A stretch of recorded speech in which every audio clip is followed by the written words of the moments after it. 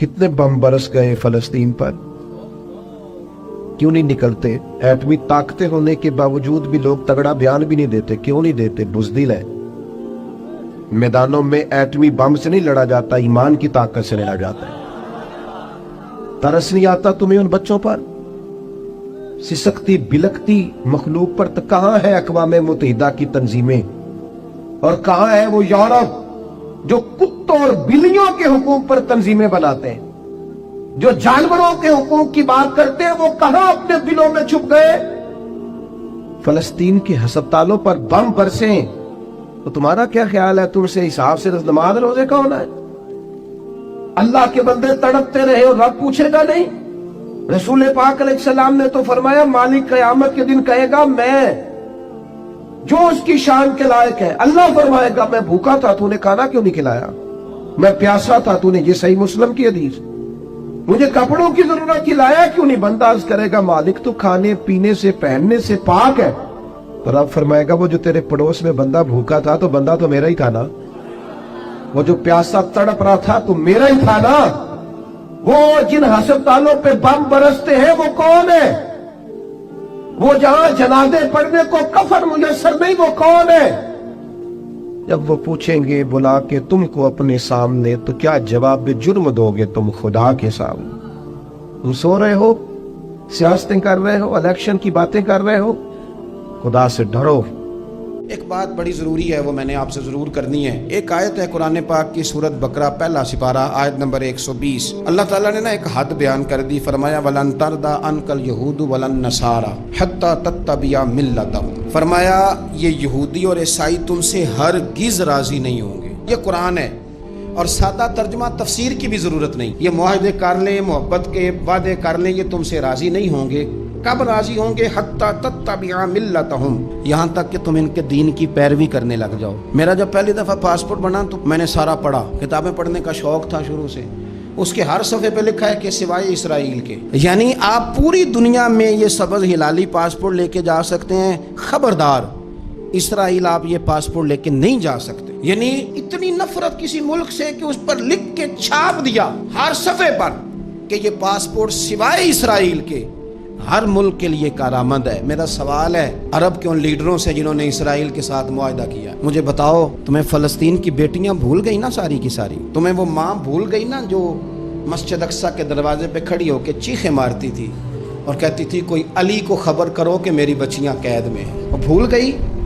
तुम्हें वो बहन भूल गई ना जिस पर शराब की बोतल उंडेलते थे इसराइल के फौजी? वो आपको अभी भी वीडियो मिल जाएगी।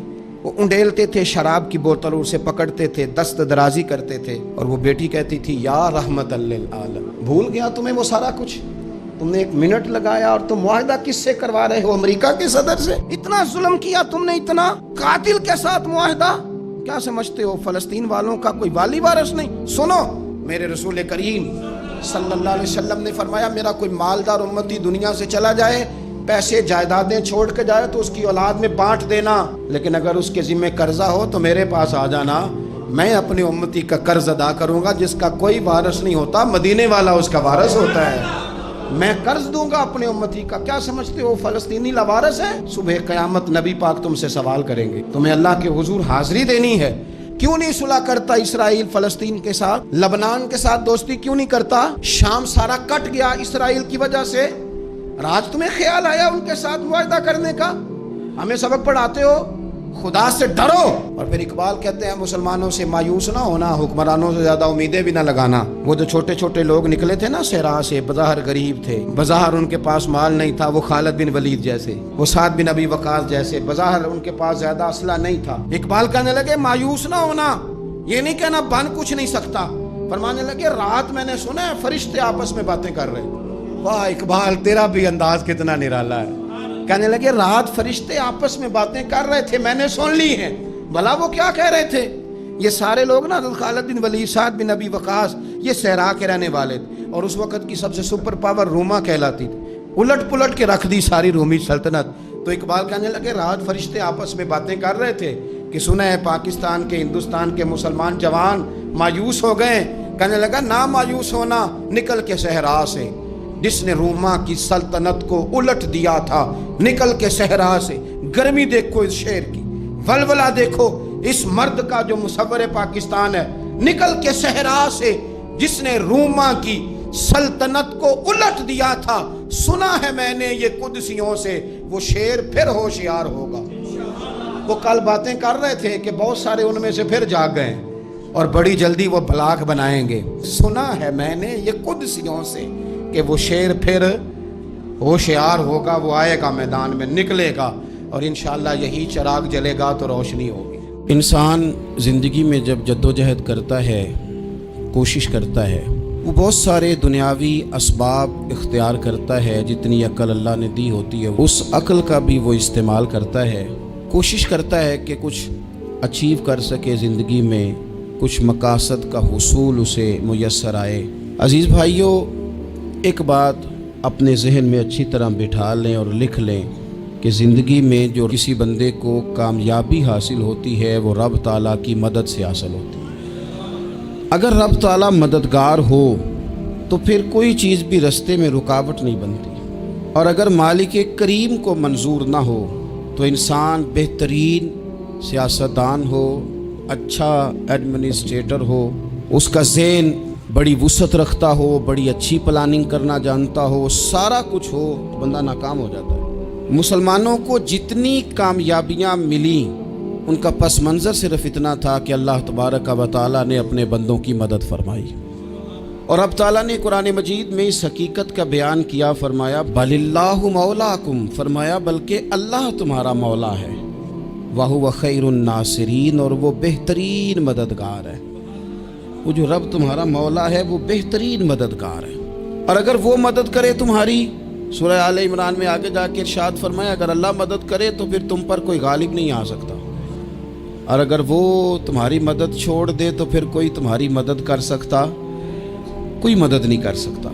بدر کی جنگ بھی اور فتح مکہ بھی رمضان المبارک میں ہوا ہے۔ میں دونوں پر غور کر رہا تھا تو ایک نیا مضمون میرے ذہن میں آنے لگا۔ بدر کی جو جنگ ہے اس میں بھی ایک عجیب انقلاب آیا ہے کہ 313 نے 1000 سے مقابلہ کیا، اور جن 1000 سے مقابلہ کیا وہ اسلحے سے لیس تھے، اور یہ جو 313 ہیں ان کے پاس 6 زرہیں، 8 تلواریں، چند گھوڑے، لیکن اللہ نے کامیابی دی تو خود رب نے بیان کیا کس طرح دی، فرمایا وَلَقَدْ نَصَرَكُمُ اللَّهُ بِبَدْرٍ وَأَنْتُمْ أَذِلَّةٌ۔ وہ کامیابی اس طرح ملی ہے کہ رب نے تمہاری مدد کی تھی، تم تو کمزور تھے، اللہ نے بدر میں تمہاری مدد کی، تم جیت گئے۔ وَلَقَدْ نَصَرَكُمُ اللَّهُ بِبَدْرٍ وَأَنْتُمْ أَذِلَّةٌ، اللہ نے بدر میں تمہاری مدد کی، تم تو کمزور تھے۔ پھر فتح مکہ نصیب ہوئی تو اس میں بھی بہترین منصوبہ بندی نبی پاک علیہ السلام نے فرمائی، بہترین حکمت عملی حضور نے اپنائی، لیکن ہمیں جو اللہ رسول نے بات سمجھائی وہ کیا ہے؟ اذا جاء نصر اللہ والفتح، فرمایا جب اللہ کی مدد آئی اور فتح نصیب ہو گئی۔ یہ اللہ نے مدد فرمائی تمہاری، یہاں بھی فتح مکہ بھی اللہ کی مدد سے، جنگ بدر بھی اللہ کی مدد سے۔ وہ جو مدد ہے اللہ تعالیٰ کی، جب وہ ہم یہ کرتے ہیں کہ ہم اپنی ساری زندگی سیاست کی نظر کرتے ہیں، ہماری سیاست صرف ملک میں نہیں ہوتی، ہماری سیاست خاندان میں بھی ہوتی ہے، ہم گھر کے اندر بھی سیاست کرتے ہیں، ہم کسی خاص طریقے سے لوگوں کو اپنے پیچھے چلانا چاہتے ہیں، ہم ایک خاص اسلوب اختیار کرتے ہیں کہ لوگ ہمارے پیچھے چلیں۔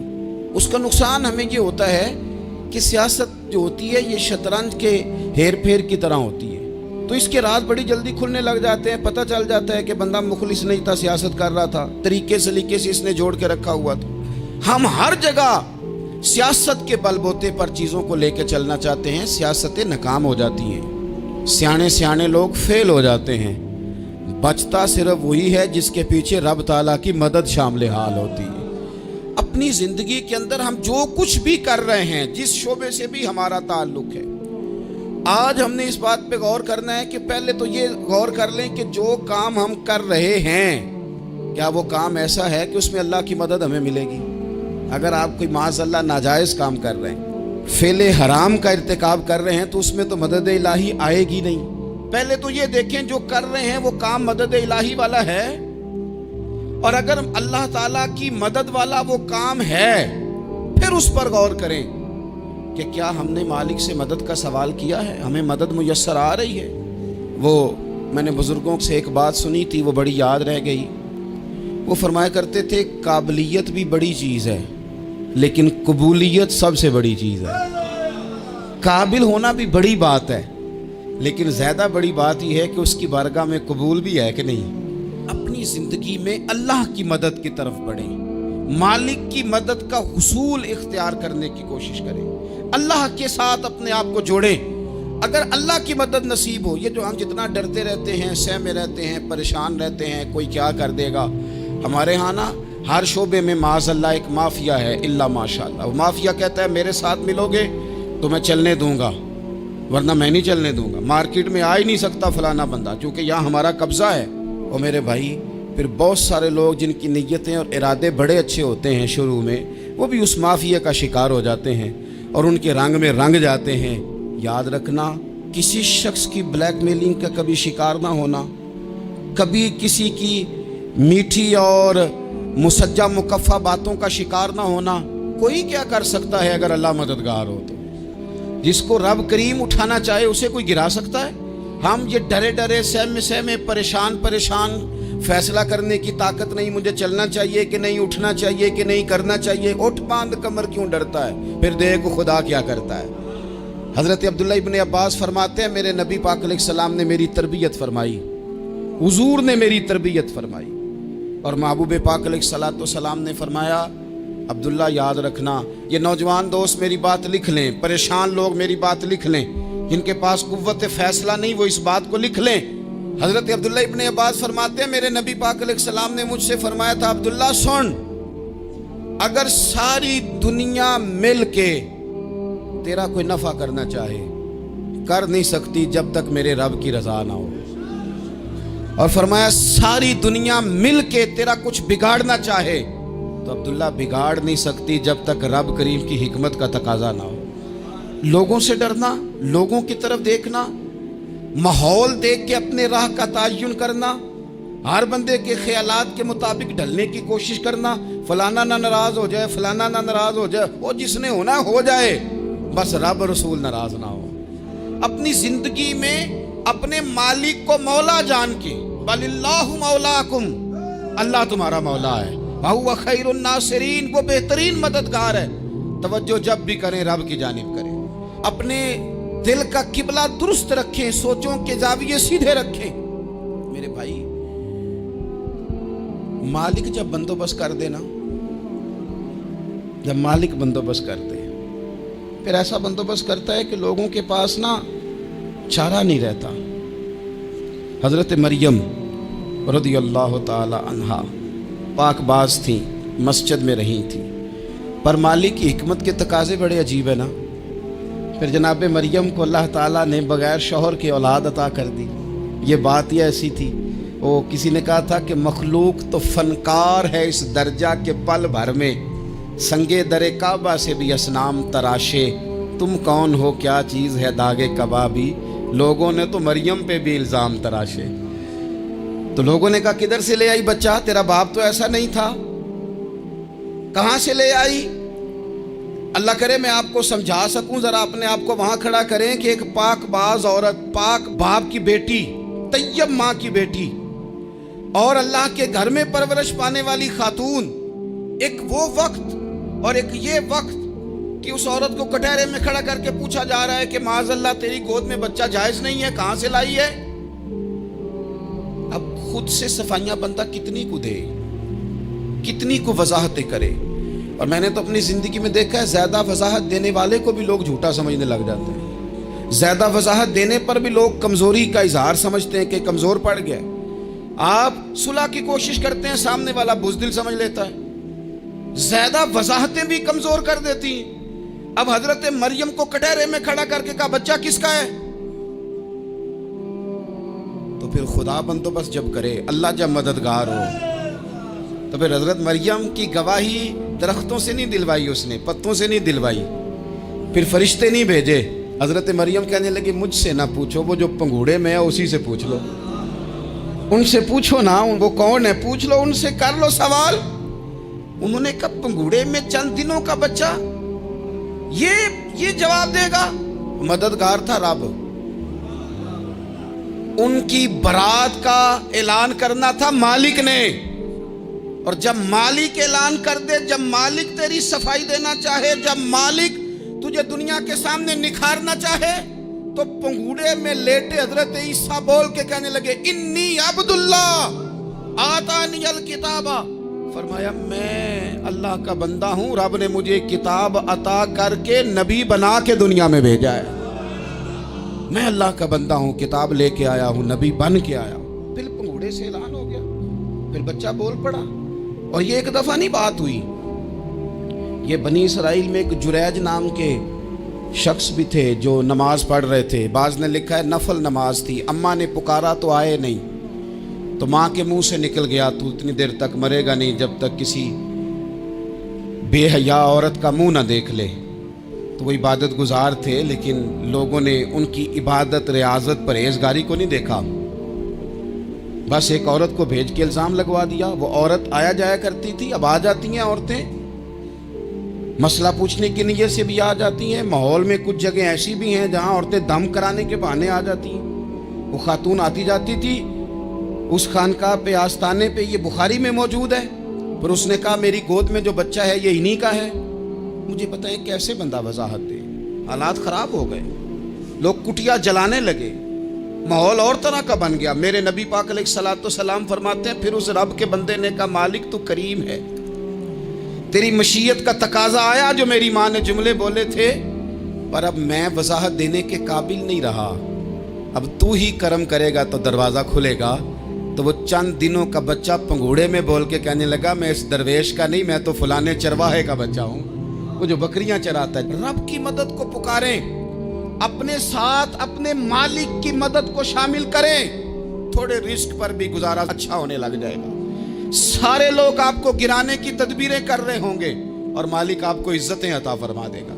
उसकी बारगाह से हिकमत का तकाजा और हो जाएगा। हमने सारी जिंदगी लोगों को राजी करने में गुजार दी, सारी जिंदगी बुढ़ापा आ गया बच्चों को पालते, और बच्चों ने आखिरी उम्र में कह दिया अब्बा अगर कोई ढब का काम कर लेते तो आज हमारे दिन भी फिर न जाते। सारी जिंदगी गुजार दी बहन भाइयों को राजी करने में, सारी जिंदगी गुजार दी जिम्मेदारियां उठाने में। उनको 99 दफा दिया, एक दफा नहीं दिया तो उन्होंने कह दिया तूने तो कभी दिया ही नहीं, तू था ही नहीं। सारी जिंदगी मोहल्लेदारों, इलाके वालों को राजी करने में गुजार दी।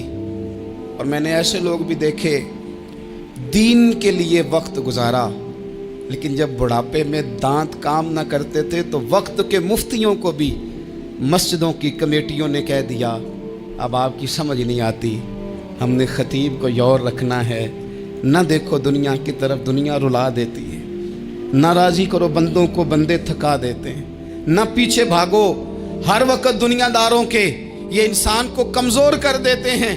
वो तो करीम ही बड़ा है, 2 आंसू ज़मीन पर बाद में गिरते हैं, बंदे के गुनाह सारे पहले माफ़ फरमा देता है। अल्लाह की मदद का हुसूल, अपने मालिक की मदद की तरफ बढ़ना, आपको बदर की जंग भी यही दरस देगी, आपको ओहद का मैदान भी यही सबक देगा, फतेह मक्का भी यही सबक देगा। मेरे दोस्तों, जब रब मदद फरमाए, जब अल्लाह मददगार बने।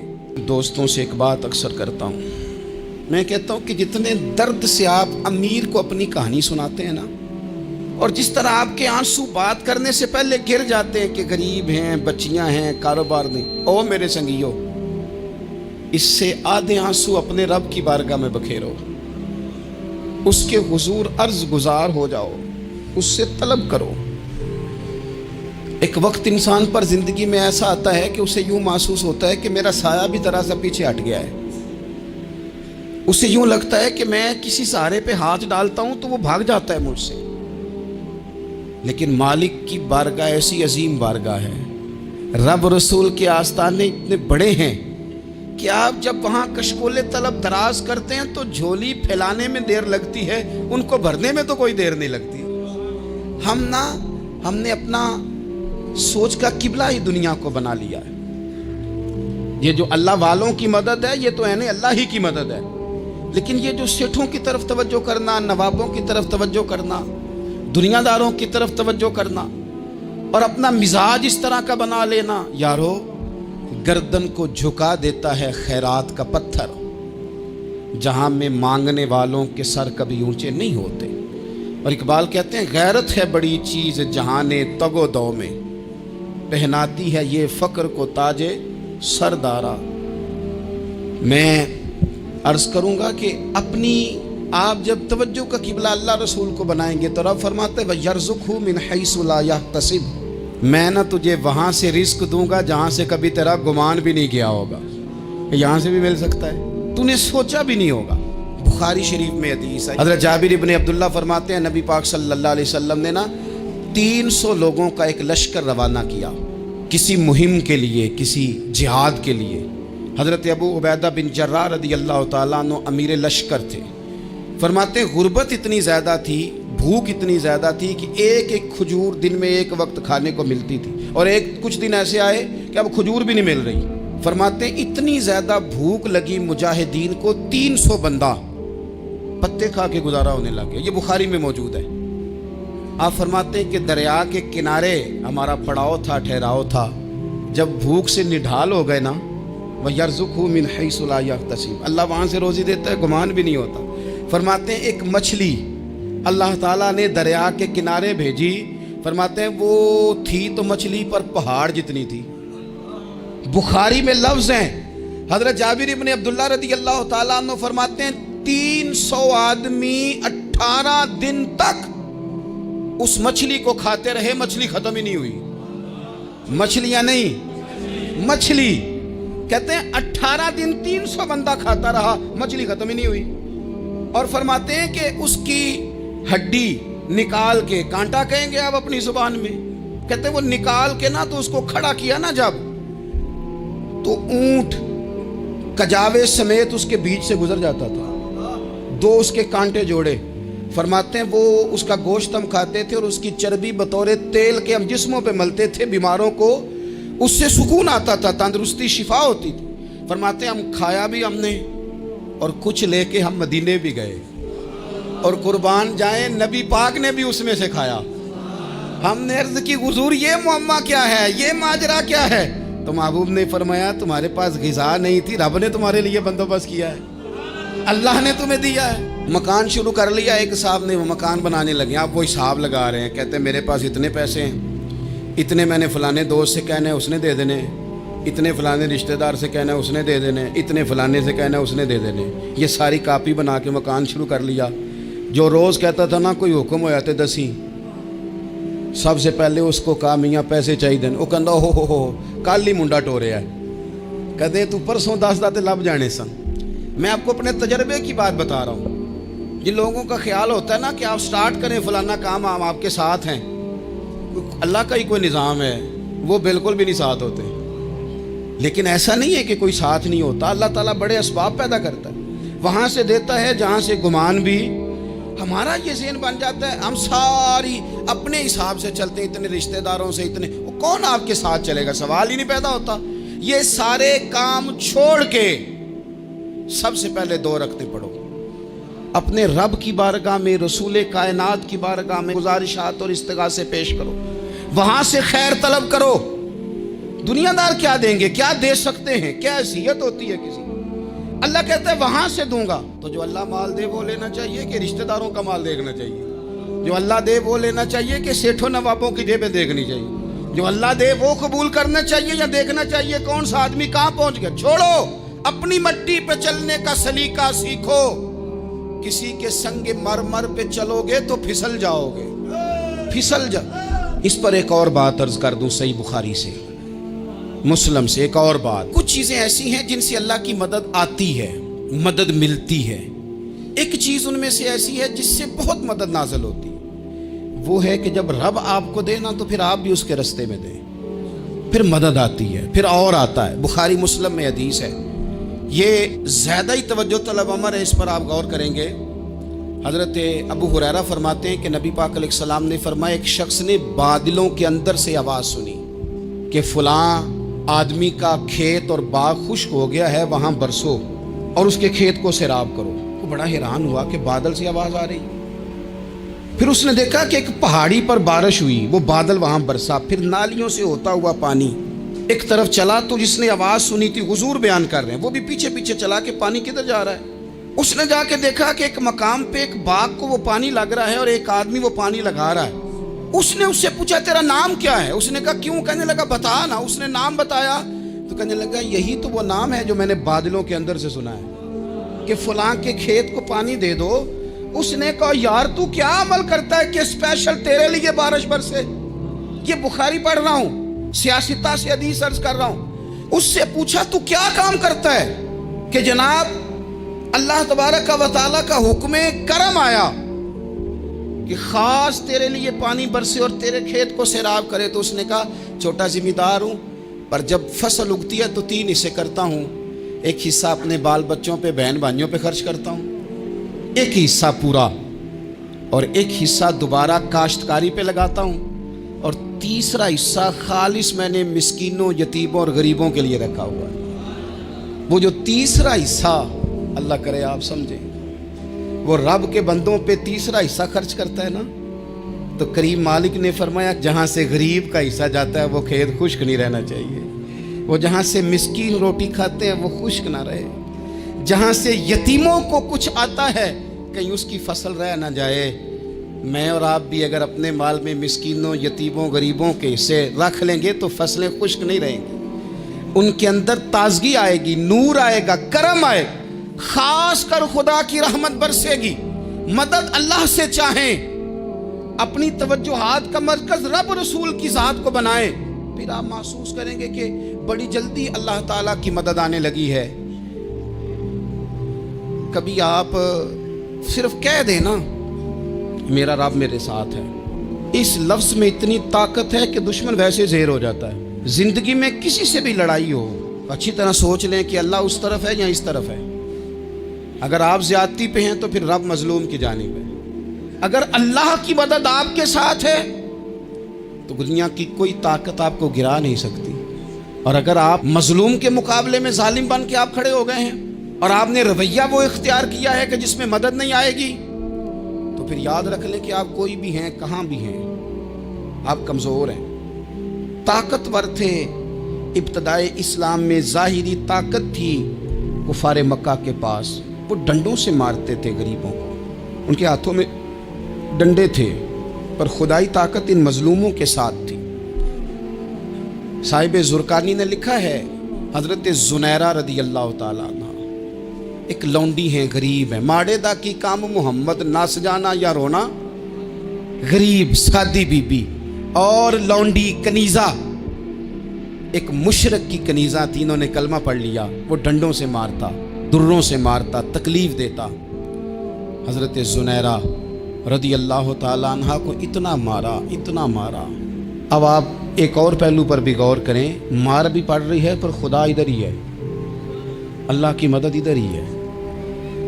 رب کہتا ہے کہ پہلے تو صبر کرنا, ان اللہ مع الصابرین, تو صبر کرے گا تو پھر رب کی معیت ملے گی. ذرا ٹھہرنا, تو تھوڑا ڈٹنا. ان الذین قالوا ربنا اللہ ثم استقاموا تتنزل علیہم الملائکہ, تو کہے اللہ میرا رب ہے, پھر تو پہلے ڈٹ, پہلے تو نے ڈٹنا ہے. ثم استقاموا, جو ڈٹ گیا, تتنزل علیہم الملائکہ, ڈٹنے والے کے لیے مدد آتی. پہلے تھوڑا ٹھہرنا پڑتا ہے, پہلے تھوڑا صبر کرنا پڑتا ہے, حوصلہ کرنا پڑتا, اس کے بعد مدد آتی. مار پڑ رہی ہے, مارا جا رہا ہے. حضرت زنیرہ کو ان کا مالک جو ہے ظاہری آقا وہ مار رہا ہے, یہ کنیزہ ہے, اتنا مارا, اتنا مارا, ان کی بینائی چلی گئی, نظر آنا بند ہو گیا. ابو جہل آیا اور کہنے لگا زنیرہ دیکھا نا ہمارے بت تیری آنکھیں لے گئے, معاذ اللہ, لات و منات ہمارے بتوں نے تجھے اندھا کر دیا. اب ایسا نہیں ہے کہ بی بی روتی جا رہی ہے, روتی جا رہی ہے, مایوسی مایوسی, معاذ اللہ, پریشانی, غریبی بڑی ہے, پوچھنے والا کوئی نہیں, یہ باتیں نہیں. کیا جملے ہیں خاتون کے, کیا لفظ ہیں.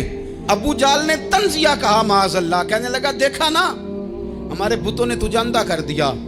تو جناب زنیرہ آنکھوں کی بینائی گئی ہے, رات کو گئی ہے, دکھ ابھی تازہ ہے, لیکن اللہ پہ جو توکل ہے, اپنے مالک سے جو رشتہ ہے وہ اتنا مضبوط ہے, اتنا طاقتور ہے, اس میں اتنی گہرائی ہے کہ حضرت زنیرہ بول کے نا اتنی قوت سے بولی, اتنی طاقت سے بولی کہ پورے کفر پر لرزہ طاری ہو گیا. فرمانے لگی تمہارے بتوں کی کیا اوقات ہے کہ وہ میری بینائی لے جائیں؟ یہ میری رب کی حکمت کا تقاضا ہے. جب تک اس نے چاہا زنیرہ دیکھتی رہی، اور جب اس نے چاہا زنیرہ کی آنکھوں کی بینائی چلی گئی، اور اگر وہ چاہے گا نا تو بینائی واپس بھی کر دے گا. اگر ہو ذوق یقین پیدا تو کٹ جاتی ہیں زنجیریں، اگر وہ چاہے گا تو بینائی آ بھی جائے گی. حضرت زنیرہ نے رات کو یہ لفظ کہے، ابو جہل اور سارے کفار ڈر کے سن کے چلے گئے. آپ اطمینان سے آ کے بستر پہ سوئی. جب سویرے اٹھی تو اللہ نے آنکھوں کی روشنی واپس کر دی تھی. آنکھوں کی اب چھڑی پکڑی ہے، بازاروں میں گھومتی ہے، کہتی ہیں بلاؤ کدھر ہے تمہارے نات و منات، دیکھو میرے رب نے روشنی واپس کر دی. آ کر میرے ساتھ ادھر آ، ستمگر ہنر آزمائیں، تو تیر آزما ہم جگر آزمائیں. بیمار لوگوں یاد رکھو، کہہ دیا ڈاکٹر نے کہ تو بڑا بیمار ہے، تو بڑا کمزور ہے، یہ ہو گیا وہ ہو گیا، تو ڈاکٹر اپنے علم کے مطابق بات کر رہا ہے. ہوگا تو وہ جو میرا رب چاہے گا. کمزور ہو جانا، پریشان ہو جانا، تکلیف میں آ جانا، پتہ نہیں بات ہو گئی ہے تو جانے کیا ہو جائے گا. اپنی زندگی کے اندر اپنے رب سے رشتہ مضبوط کریں، رسول کائنات سے رشتہ مضبوط کریں، اللہ والوں سے رشتہ مضبوط کریں. حضرت زنیرہ نے پیغام دیا کہ زندگی میں جو جینا چاہتے ہیں تو وہ رب کا نام لے کے جی سکتے ہیں. جو اپنی زندگی میں خوشیاں دیکھنا چاہتے ہیں تو رسول اللہ کے نام پر خوشیاں دیکھی جا سکتی ہیں. توکل کی بنیاد پر بندہ خوشیاں لے سکتا ہے. اور اگر انسان میں توکل نہیں ہے تو پھر وہ اس کالے جادو سے بھی ڈر رہا ہے، وہ نیلے سے بھی ڈر رہا ہے، وہ پیلے سے بھی ڈر رہا ہے، وہ فلانے سے بھی ڈر رہا ہے، وہ میرے خلاف فلانا رشتہ دار سازش کر رہا ہے تو ڈر رہا ہے، فلانا میرے بارے میں یہ کر رہا ہے تو ڈر رہا ہے، وہ پتہ نہیں دنیا ادھر ہو جائے گی تو کیا ہو جائے گا. اٹھ باندھ کمر کیوں ڈرتا ہے، پھر دیکھ خدا کیا کرتا ہے. تو اس ساری گفتگو کا نچوڑ آپ کو یہ عرض کیا ہے. سب سے پہلے تو یہ کہ میدانوں میں مدد بھی اللہ کی، رزق میں مدد بھی اللہ کی، فصلیں خشک ہوں تو مدد پھر بھی اللہ کرے، تو پھر ساری مدد. اور اگر انسان بیمار ہو تو پھر بھی مدد اللہ کی. تو اپنے اللہ کی جانب توجہ کو بڑھائیں، آپ اللہ سے مدد کے سوالی بنیں. ترمذی کی ایک حدیث ہے، میں آپ کو زندگی کا تجربہ بتاتا ہوں کہ جب میں بڑا پریشان ہوتا ہوں تو یہ والی روایت کھول لیتا ہوں، مزہ دیتی ہے. میرے نبی پاک علیہ السلام نے فرمایا اپنے دکھ سیٹھوں نوابوں کو نہ کہنا، مالداروں کا نہ کہنا، ورنہ اللہ تمہیں کبھی غنی نہیں کرے گا. فرمایا اپنے دکھ اپنے رب کی بارگاہ میں عرض کرنا، جلدی کرے یا دیر سے کرے اللہ تمہیں لوگوں سے بے نیاز کر دے گا، اللہ تمہیں غنی کر دے گا. رات کو بیٹھو نا اس کی بارگاہ، اسے دکھڑے سناؤ، چھوٹی چھوٹی باتیں. حضور نے فرمایا نمک بھی مانگو تو رب سے مانگو. چھوٹی چھوٹی بات سے شروع کرو نا. جب بندہ شروع کرتا ہے نا چھوٹی چھوٹی چیزیں تو بڑی ساری چیزیں یہ اس طرح ہوتا ہے جیسے بندہ رب سے گفتگو کر رہا ہے. مالک مجھے یہ چاہیے، مالک میں یہاں کمزور ہوں، اللہ میں یہاں پریشان ہوں. آپ یہ کر کے تو دیکھیں، لمبی لمبی دعائیں مانگ کے تو دیکھیں، اس کے حضور جڑ کے تو دیکھیں. آپ دیکھیں گے راحت کتنی ہے، سکون کتنا ہے.